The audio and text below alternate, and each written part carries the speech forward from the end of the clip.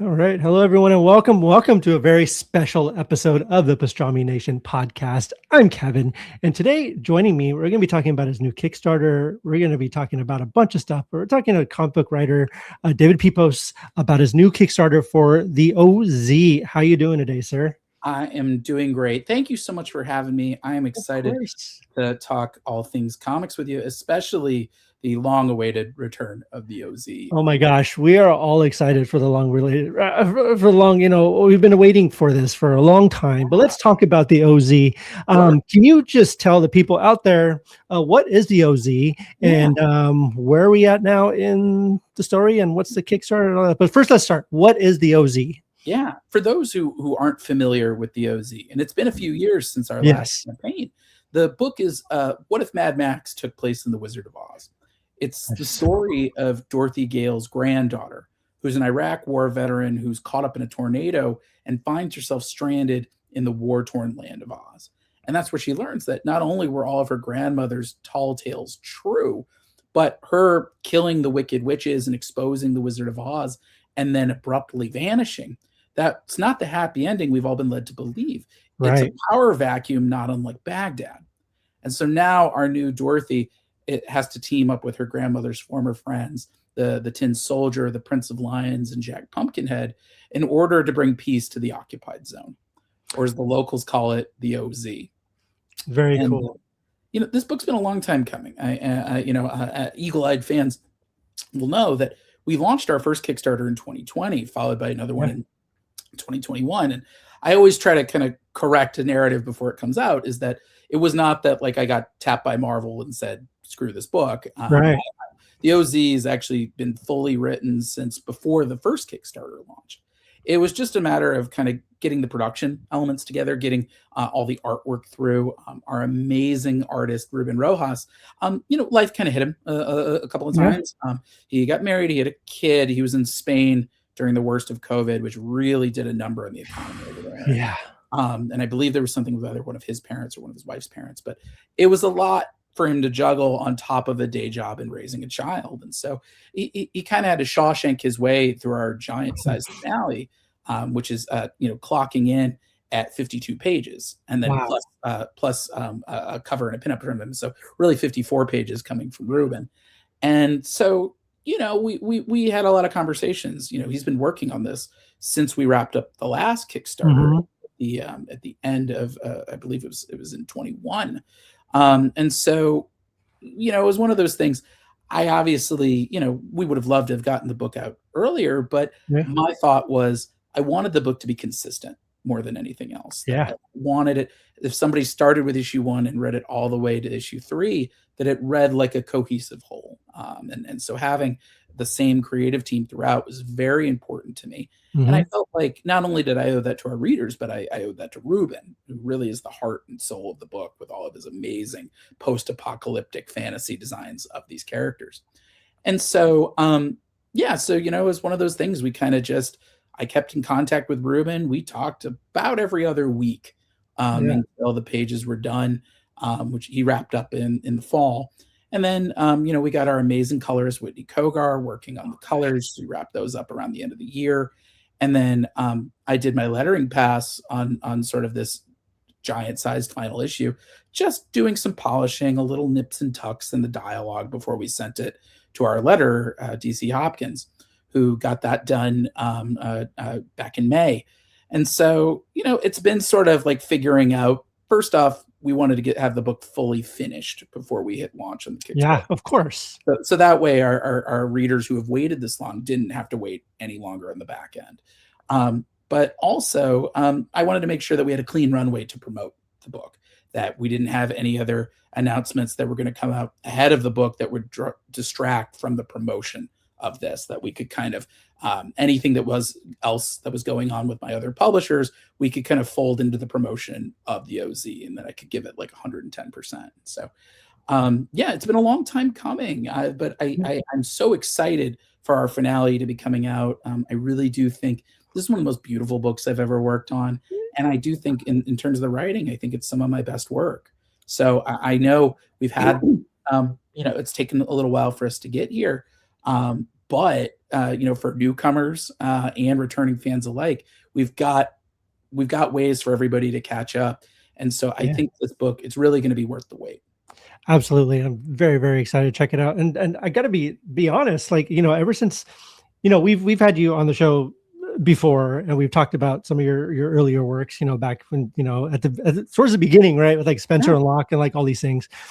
And I can tell everyone watching this and listening to this, if you guys haven't read anything from David, it's truly a treat when something new comes out from him and from you, David. It's always so much fun to read something because you're gonna get thrown into this world that you're completely unexpected for the most part. Like even your work with like Marvel and like Speed Racer and like all the stuff that you're doing. Very, very cool IP that we all know and stuff, but you're doing it in a very cool and very unexpected and very surprising way. And I just got to get that out there because every time you come out with something, it's always a treat and a pleasure. So everyone listening or watching, do yourself a favor and go check out the OZ if you haven't checked out anything of his. And there's a ton of other stuff we could talk about, but let's go back to the OZ. What we're kind of obviously, it's the Wizard of Oz. Everyone loves the Wizard of Oz. It's one of the most enduring stories through generations. Like obviously, you have the original books, and then you have the Wizard of Oz. Judy Garland, with the ruby slippers, MGM, all that stuff. And so recently, you had Wicked and all these things. And so my question for you, David, is so how much has the Wizard of Oz been a part of your life growing up and just being a basic human being? I'm assuming it's pretty much been everywhere for you as well as it has for me as just a movie fan and a literature fan. But also, why do you think the story is so enduring and it just keeps on going and giving, and you can always find this new stuff to take out of it? Yeah, I mean, I think the Wizard of Oz, it really is. It is. I think it's part of the cultural zeitgeist. It is, for really almost 100 years. Since. I think the L. Frank Baum novels obviously were iconic. I think the Judy Garland film, with its kind of pioneering early use of Technicolor, really cemented those characters in the popular imagination. That they are so populated with archetypes. I mean, it's almost like Carl Jung, wrote this. Think of Dorothy and the Tin Man and the Scarecrow and the Lion and Toto, kind of doing that chorus line down the Yellow Brick Road. And so, of course, I think like many people, that movie was sort of my introduction to the characters. And then in college, I wound up reading several of the L. Frank Baum books. Oh, cool. Yeah. In college for a class on adolescent literature.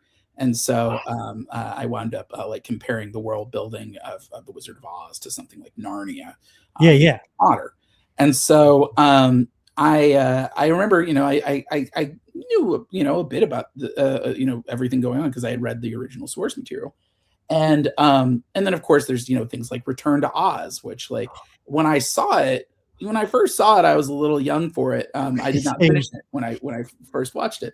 But I think looking back on it, I was like, oh, you can do a lot with these characters. You can really kind of stretch them tonally and in terms of genre.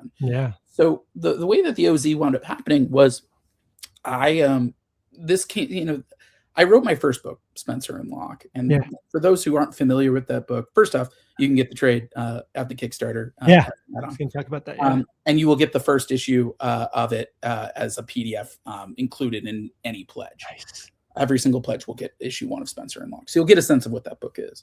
But the concept was, what if Calvin and Hobbes grew up in Sin City? And that was me kind of juggling dynamite in terms of the concept a little bit.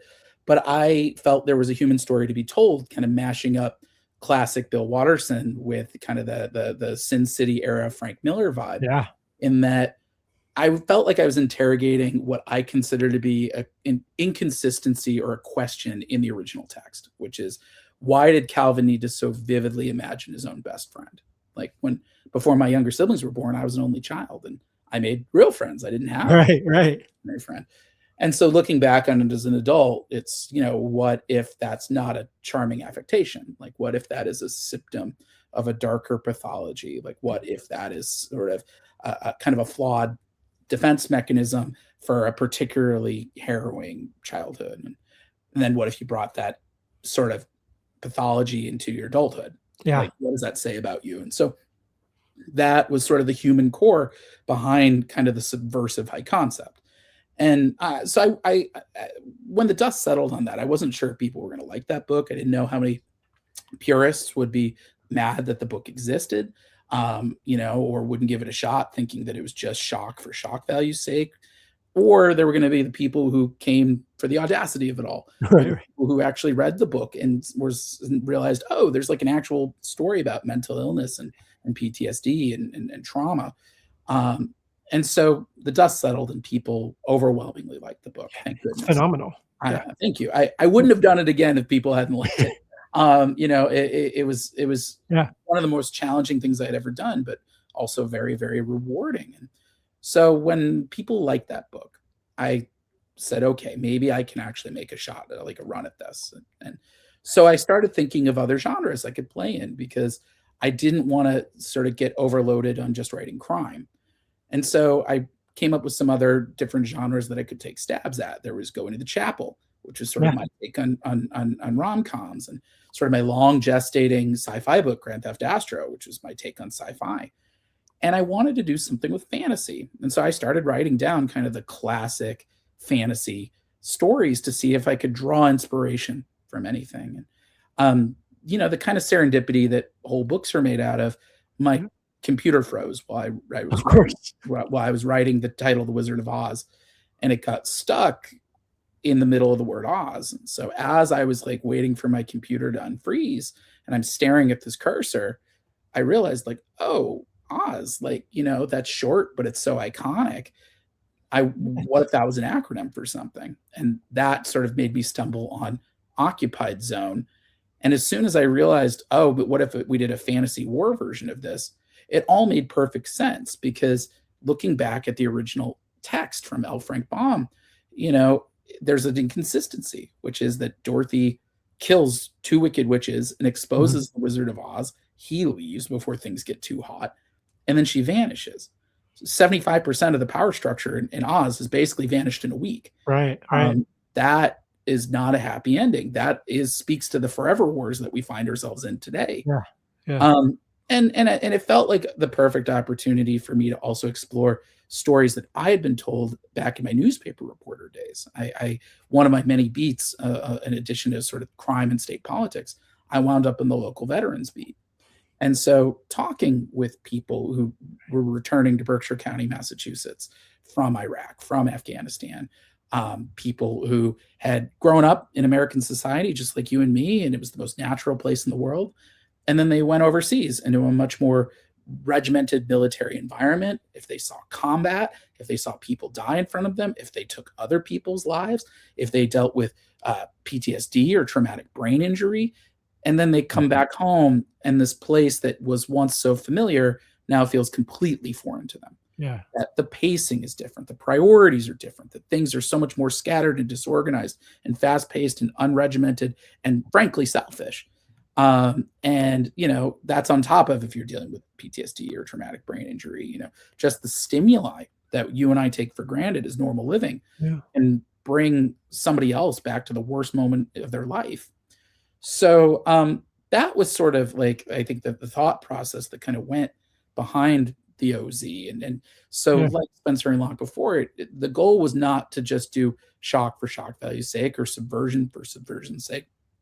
But if we were going to do the mashup of a fantasy war story, beyond doing sort of the heightened, battle against fascism that has defined the Star Wars, Right. Right. franchise, I also did want to tell a story about sort of the human cost behind war and the feelings of ambivalence and disillusionment that the people who have served can sometimes come back feeling. Yeah. No, absolutely. And that makes so much sense because it's like someone like me who's, have been, fortunate enough to never have to, fight in combat or anything like that, is, Yeah. you living out these stories through these fantasy worlds that are easily accessible, but also kind of help you kind of understand a lot of the PTSD and the, you bring it, Spencer and Locke was a great example of learning about different kinds of PTSD and what different Sure. people go through this kind of fantasy, this kind of Spencer and Locke had its humorous moments, but Sure. it was fun, dark, had these, very Sin City noir lens. But same thing with something like the OZ, right? Like you can Yeah.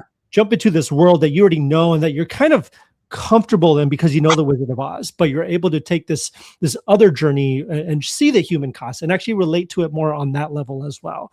Yeah. That's fascinating. Very interesting. And I think for me, the other thing that I want to add is that, like, for me, it's always about, I do gravitate to a certain type of character. Right, Somebody right. who has a past, somebody who's got scars that have sort of left them in a dark place. And so for Dorothy, for example, she has served in Iraq and Afghanistan, and you will see kind of something that happened during her last tour of duty that Gotcha. really has sort of really kind of shaken her to her core and really left a lot of scars. And for me, it's always about, we can start in a dark place if we can give these characters a place to kind of start that redemptive climb out of it, to find a sense of meaning, a sense of healing, a bigger cause than themselves, that they can sort of kind of right their way a little bit. Mhm. And and I think for Dorothy in particular, getting stranded in the occupied zone, there's a lot of pressure.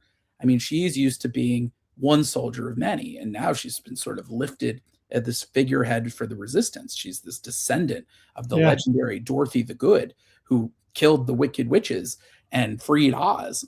Unfortunately, as we've seen in our series, a new tyrant has sort of risen up from the ashes, the Scarecrow. And he's such a fun villain to write because he comes by it so honestly. Like, he was the guy who wished for a brain, and that tactical genius was the thing that gave him the wherewithal to be the only one who could try to bring order back to Oz. Right. But he's sort of, and he kind of reflects the dark side of how my career could have gone. I got my start as a critic, and so when I wrote my first book, I had a head full of theories. But when rubber met the road, I found out pretty fast what was accurate and what wasn't. And thankfully, enough of my theories were right that we were able to get across the finish line and deliver something that we were proud of. The Scarecrow is sort of the worst case scenario of that, in that he's the product of a million failures and a million compromises and a million horrors. And for all of his big thinking, the best he can do is turn Oz into a marauding war economy. He's sort of trying to exact control by any means necessary. And at the same time, he knows that this is not a sustainable way of doing things. Mhm. He feels this. He's a shell of himself. He's been actively taking his own magical straw out of his body to form his straw man army, and he feels this burning core of resentment towards the original Dorothy and all of his friends, because he Yeah. feels like they left him alone to dangle in the wind, and this Right. is what he's turned into. And so, yeah, he's a brutal dictator and a sadist, but you see how he got there. It's not a switch that flipped. Yeah. And I think that's maybe a big appeal of a book like The OZ, is you see sort of this idealized past that we can't go back to. And I think that's maybe a theme that makes the book so resonant, is that Dorothy says, her first line in the book is, they say there's no place like home, but for me, home is just another place that doesn't exist anymore. Right. And so she is she grew up in our society, and now she's come back and it's completely foreign to her. I think the same thing about, you look at the Wizard of Oz, you see it through those rose-colored Technicolor glasses Yeah. movie, but if you really, add up what happened, it's going to look more like what the OZ looks like. And I feel like we all feel that way to an extent. I think we all had an idea of, in the past, of what the world was supposed to look like and what this Right. country was supposed to look like. And it's easy to be disillusioned by the United States. You just read a headline or a history book. But Yeah. the last 10 years, I think, have been especially dark times. And so I think we're all collectively mourning, Yeah. the ideals that we thought this country at least paid lip service to. And we find out that a lot of people in this country do not respect those kinds of ideals, actively try to counter them. Yeah. And so, seeing how things have changed, and sort of seeing characters in mourning, but seeing them kind of transcend this kind of dark time and fight against the fascism that's kind of creeping in from all sides. Yeah. That's a big appeal of the book for me. And so you see these characters transform and evolve. You see the Tin Soldier, who has been destroyed and rebuilt enough times that he's become this sort of hulking war machine who's had to turn off his own hard-won heart because he's seen so many people die in front of him. Mm-hmm. Or you've got the Prince of Lions, who's the son of the Cowardly Lion, who ruled over the animal kingdom. Except the Cowardly Lion, or as they know him now as the Courageous Lion, he died in the opening days of the war. And so his son has been wearing a mask and basically trying to step into his father's shoes in order to avoid demoralizing the war effort. Right. And meanwhile, he's sitting there. Everybody thinks it's the Courageous Lion, but he's scarred. And meanwhile, it's just this scared kid beneath a mask who's desperately trying to figure out, like, how did my father do this? Yeah. How do I, like, keep it together so I don't lose everything that my father built? And so he finds this kind of unexpected kinship and respect with Dorothy, who he sees as like another sort of legacy to this impossible legendary name. And also he's trying to get a little bit of insight from these people that knew his father to be like, how did you do this? And so you're going to see the Prince of Lions really kind of have to step up in his courage in a big way in this issue. Wow. And then kind of rounding out the pack, you know, we've got Jack Pumpkinhead, who, as you see in our preview pages for issue 3, winds up joining the team. And there was a lot of inspirations going into that character. You know, there's stuff from Marvel like Taskmaster or Green Goblin, but also even stuff like Chrono Trigger, which is a big influence in how I made up this team.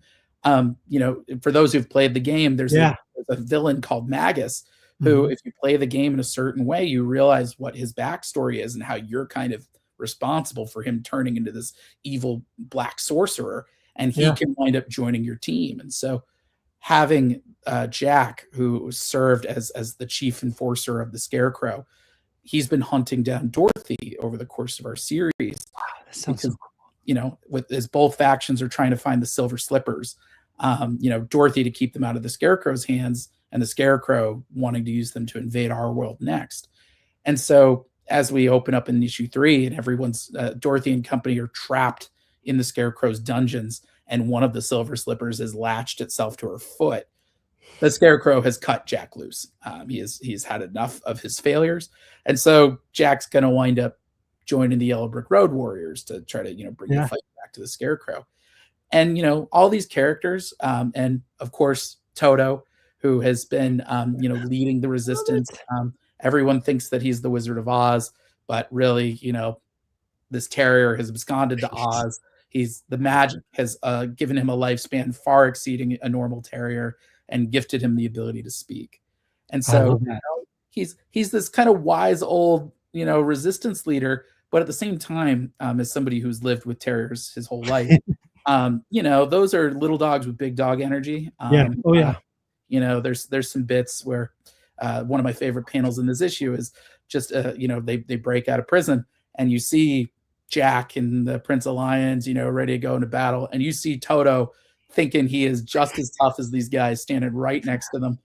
And so, you know, this is kind of a fun crew to get to explore. And Ruben Rojas did such a beautiful job kind of reimagining them all visually. So we have sort of like the fantasy war elements and a little bit of the post-apocalyptic flair, but you could just as easily put a team like this together in your Dungeons and Dragons campaign. And so I think there's like a lot of different influences kind of coming to fruition in this final issue of the OZ. Everyone's going to have a big moment in this. This is, you know, sort of everyone's going to have to step up and prove themselves. And so you're going to see some big changes, and you're also going to see some very deeply personal human moments. And a few secrets up our sleeves as well. And when Dorothy really figures out the plans within plans that the Scarecrow behind his current war effort, it's going to turn this entire series on its ear, and it's going to make you reread the whole thing from start to finish. I love that. I'm so excited. Everyone should be very, very excited for this. So the OZ is on Kickstarter right now. Recommend, you know, people just go to Kickstarter and they could just search up the OZ. Yeah. The O.Z. And you'll find a bunch of cool stuff on there. There's really cool stretch goals. Really, really cool. Like, and like I said, there's a bunch of cool goals where you can read a lot of David's earlier stuff. I'm very, very excited for people to do that if they have not yet. So before we get going, I have to ask you, you got a new Space Ghost series coming I out. do. Can you talk about that a little bit? Yeah. Well, so a great thing about Space Ghost, this is a book that a lot of people didn't expect to take off the way that it did, myself I love included. Space Ghost, yeah. I pitched it as, we took sort of Space Ghost back to his classic superhero roots, but really kind of gave it a modern polish, trying to Yeah. tell that story with today's storytelling techniques. And so it really is kind of like Batman the Long Halloween meets the Mandalorian, as we see this cosmic vigilante Space Ghost pick up these two, rescue really this pair of teenage orphans, and Jan and Jace and their pet monkey Blip. And it's the story of how Space Ghost brings them in, and how they wind up going from sort of these orphaned rescues to his sidekicks and then his trusted partners, and eventually kind of a found family unit. Nice. And this book has been such a treat to get to work on with Jonathan Lau. And so, we just wrapped up, or we're in the process of wrapping up, I should say, our second volume, our second year in the series, with the Space Ghost annual that's coming out in July. Nice. And so with that in mind, this annual is also going to sort of tease our big Space Ghost event that's kicking off in September. We're doing a 5-issue event called Space Ghost versus the Herculoids. We're bringing in Alex Toth's other team of sci-fi adventurers. And it's something I've been wanting to do for a long time. I watched every episode of Space Ghost to prepare for the run. And so I was familiar with the Herculoids because they teamed up with Space Ghost often in the 80s revival of Space Stars. And as we were wrapping up year 2, and I had used so many of the iconic Space Ghost villains, there were a few that I wanted to still hold on to. The Evil Collector being one of them, who's sort of the brainiac of Space Ghost universe. And so when we wrapped up year 2 and Dynamite started asking me, did I have ideas for more? I said I would love to do a crossover with this team. And for those who aren't familiar with the Herculoids, imagine if Conan the Barbarian lived in space and married Shanna the She-Devil, and their son was like the teenage version of Tarzan from the Disney movie. And then they hung out with 5 interstellar kaiju to protect the planet from pirates and industrialists looking to pillage their ecosystem. They're a really fun it's a fun team that has so much untapped potential in the year 2026. Yeah. They especially in a world that already is sort of being threatened by climate change, spurred on by corrupt industrialists. And so in a lot of ways, it's sort of like Conan the Barbarian meets some of the themes that I was exploring in my Captain Planet miniseries. And so we're able to inject a little bit of science fantasy into the sci-fi superhero story we've been telling with Space Ghost. This found family is now meeting another family from the other side of the cosmic tracks, who do things very differently. Right. The way that Space Ghost and company is used to doing things. And at the same time, they got the muscle to back it up. You've got Xandor, a former gladiator of Kyanite, who is married to Tara, who's a priestess of the Rock Village, who basically rescued him from the gladiator pits. And he's got his loyal battle beast, Tundra, the living tank. Tara has Zoc, the star dragon, and her loyal rock ape Igu. And then Xandor and Tundra, before they were freed, were in a fight to the death with the Emperor's protoplasm Gloop. And so nice. joining the team. And so we kind of go through a quick kind of origin story in this, sort of built up watching all the Herculoids cartoons. But it ultimately comes down to this story of this former gladiator who he met his wife and she gave him a second chance at life. That she taught him that the planet Amzot, it's a beautiful place. It's a dangerous world, but there are things in it that are worth fighting for, and it's more to Amzot than just blood and death. And so Xandor really, he is kind of a parallel to Space Ghost in that this family that he has built, and these creatures that have taken him in as one of their own, it's given him a second chance that he Yeah. wouldn't have had. Unfortunately, somebody gets their sights on Amazon. In particular, an element that we've sort of introduced, which is called Quasarite. And for those who are fans of the original cartoon, they had these slingshots that would fire something that they called energy rocks, and they would explode on impact, and it was sort of the signature weapon of the Herculoids. Yeah. And we have sort of extrapolated all of that. That Quasarite is the mineral, the energy rock that spurs all the evolution, the hyperfauna and flora of Amzot. And Yeah. the Herculoids and Xandor and his family, by their unique physiology, they've been metabolizing Quasarite their entire lives. And that's made them inhumanly strong and fast and durable, enough to go toe-to-toe with Space Ghost. And when somebody takes a shot at stealing the Quasarite, it's going to trigger a whole domino effect that's going to put Xandor and his Herculoids on the warpath. Okay. And that is going to put them head-to-head with Space Ghost. And so, I love injecting different genres into this series, of course. But also, I like playing the hits, and I like doing kind of the classic superhero tropes. I like trying to find ways to make them my own. And so the idea of the superhero misunderstanding leading to a team up, that's super fun for me. I've never had the chance to do that.